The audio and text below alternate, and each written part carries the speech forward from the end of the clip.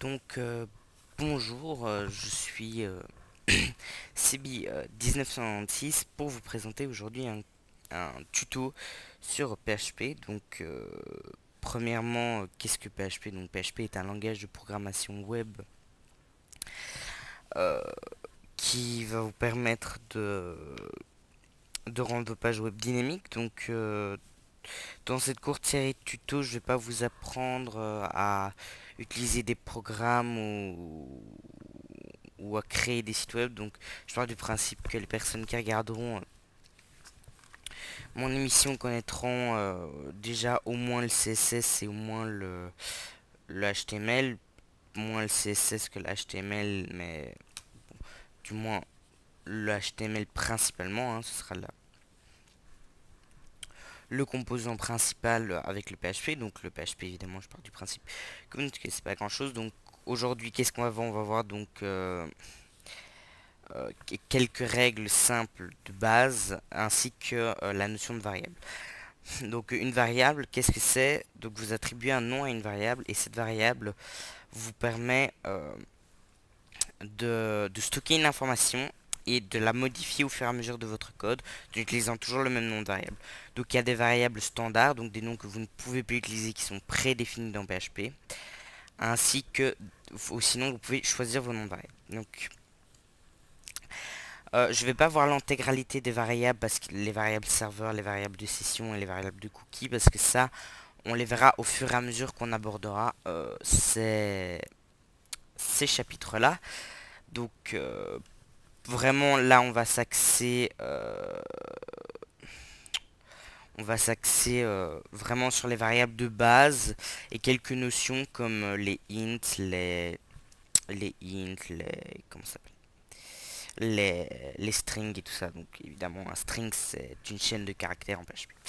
Donc premièrement, donc ici voilà, donc moi j'utilise Dreamweaver, j'ai ma petite disposition avec mes petites propriétés. Vous pouvez utiliser le Notepad++. Étant donné que Dreamweaver, j'ai la chance d'avoir une version officielle, donc avec un numéro de série de Dreamweaver, qui est quand même un logiciel assez cher. Voilà, vous voyez, je n'ai pas de Dreamweaver, c'est 5.5, mais bon, je vais bientôt faire l'update. Donc premièrement, donc je vais créer un fichier PHP. Donc ici, donc vous voyez dans Dreamweaver, hein, c'est désolé, hein, c'est un peu lent. Voilà, donc on a un document de base, donc je vais le supprimer. Hop. Donc la première chose que vous allez insérer pour créer du PHP, c'est vous allez d'abord mettre, donc vous voyez cette petite ouverture, un point d'interrogation PHP. Et pour terminer, vous faites ceci. Donc voilà. Donc ça c'est les balises du début. Ça indique en fait à votre serveur, là commence mon code, là le termine. C'est voilà. Donc une variable, donc ici moi je fais tab, hein, c'est l'habitude, c'est le réflexe. Donc une variable, ça se définit comment? Soit vous avez une classe, donc je vais pas vraiment expliquer ce que c'est ici, donc je fais ça grosso modo. Et vous avez des variables, par exemple variable voilà, par exemple, hein. Ici, ça, on parlera quand on va parler des classes et plus tard de la programmation orientée objet. Là, on va vraiment s'arrêter au niveau donc des variables de base. Donc, qu'est-ce qu'une variable de base? Donc, vous faites un signe. Oups, pardon, excusez-moi, c'est mon clavier. Donc, $. Donc, vous voyez ici, il me propose dans mon logiciel une suite de variables serveur. Donc, actuellement, on s'en fout, c'est pas ça le but. Plus tard, grâce à ces variables serveur, on pourra construire des codes très complexes. On va d'ailleurs en construire des codes complexes ensemble au fur et à mesure. Là, vraiment au début, puis ensuite je vais sortir des tutoriels plus avancés. Donc, ces tutos s'adresseront à tout le monde, hein, ceux qui souhaitent apprendre la programmation PHP. Hein, c'est un langage facile que je trouve très bien pour commencer. Sur le web, très répandu, la plupart des serveurs web l'acceptent. Donc ici on va pas faire de test des codes, donc là ça va vraiment être les toutes bases. Plus tard vraiment on va commencer à utiliser ça. Excusez-moi. Donc la première variable qu'on va, donc vous voyez sigle $test. Donc alors là, vous voyez, là c'est une variable. Maintenant comment lui donner, donc ça c'est une variable. Si je fais ça, vous voyez, j'ai créé ma variable, elle existe. Mais ça sert à rien de créer une variable comme ça. Parce qu'elle n'a aucun contenu, son contenu c'est zéro, c'est rien, elle n'en a pas. Donc alors ce qu'on va faire... Oups, mince. Excusez-moi, mon PC lag un peu, c'est à cause de Fraps. Donc regardez, je vais ajouter un égal. Vous voyez, vous n'êtes pas obligé de mettre d'espace, hein. Donc j'ai mis un égal, et là-dessus, qu'est-ce que je vais faire? Soit je vais mettre... Donc soit de ça, hein, vous avez le choix, hein. Vous pouvez mettre ceci pour définir le contenu de la variable, soit de ceci. C'est totalement au choix. Personnellement, moi je préfère ça. C'est l'habitude. Et dedans, par exemple, je peux mettre une valeur en texte dans ceci. Donc un string. Voilà. Donc là, vous voyez, j'ai créé un string. Voilà. Donc évidemment, esprit mal tourné, s'abstenir. Donc grâce à ce string, ensuite pour finir la ligne et indiquer au serveur que j'ai fini ma ligne, je vais mettre un point virgule. Voilà. Donc là, j'ai créé une variable de type string. Donc on va mettre ici. Donc évidemment, à chaque fois, les codes seront téléchargeables. Variable de type string. Voilà. Et alors même si on veut pour que le serveur sache que c'est un string, on peut même faire ça. Voilà. Ça va indiquer au serveur que c'est une string. Ce n'est plus utile dans les... Si je ne me trompe pas, maintenant je dis peut-être des conneries, vu que j'ai appris à partir de PHP 5. Et dans les anciennes versions, c'était nécessaire, si je ne me trompe pas. Maintenant, c'est très rarement utilisé. C'est par exemple lorsqu'on a un boolean et qu'on souhaite le transformer en une valeur string, on peut encore utiliser ça.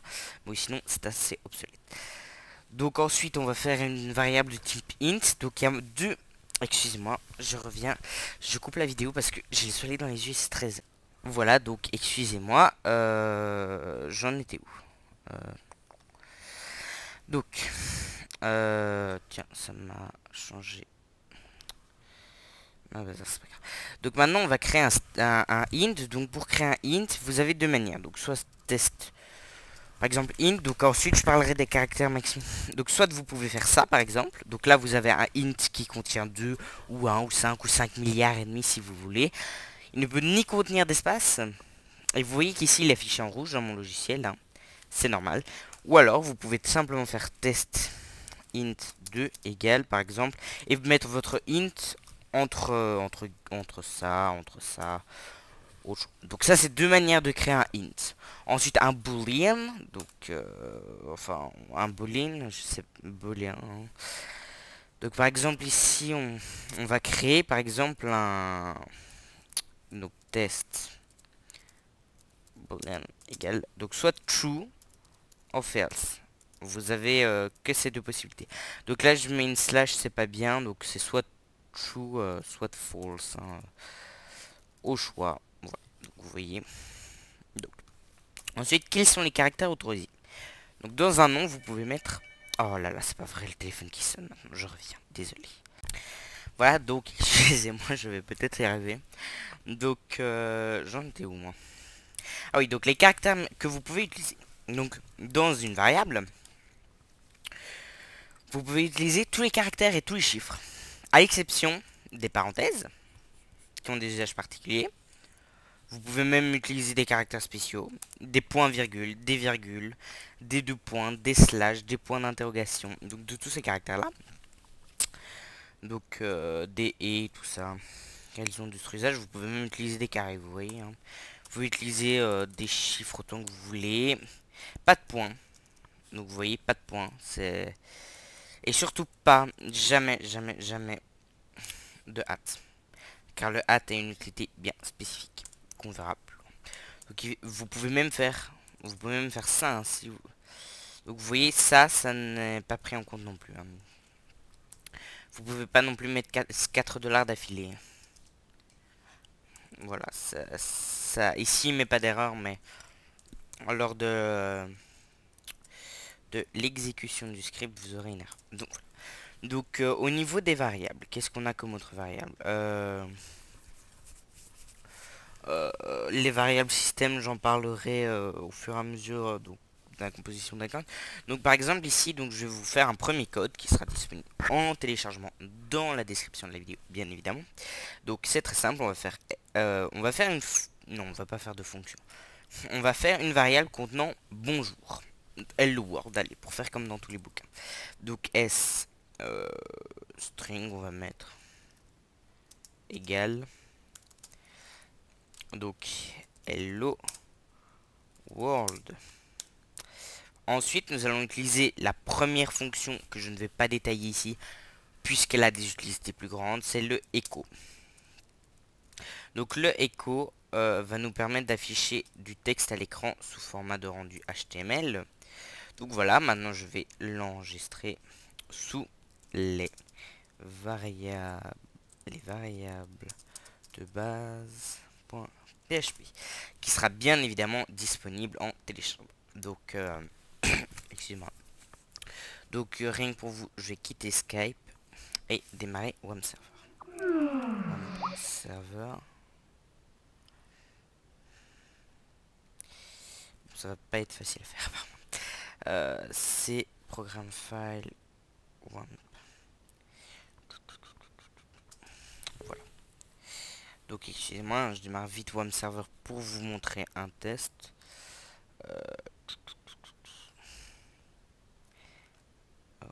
Mais oh, voilà. Doyle PHP, donc les variables de base, donc ici, non, oups. Oui, directory. Nouveau dossier tuto. Tiens, il a pas l'air de démarrer, ça c'est pas normal.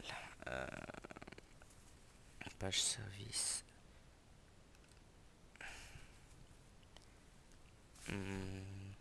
Bye. Ok, c'est bon, il est en train de démarrer. Voilà, il a démarré. Donc ensuite, oh là là là là là. Ça vous dérange pas? Donc voilà, donc on se retrouve pour faire le test. Voilà, donc tuto. Tac, voilà. Donc vous voyez ça que ça m'affichait à l'écran Hello World. Voilà, donc c'était tout pour cette petite première vidéo. Je vous dis à très bientôt et bonne journée.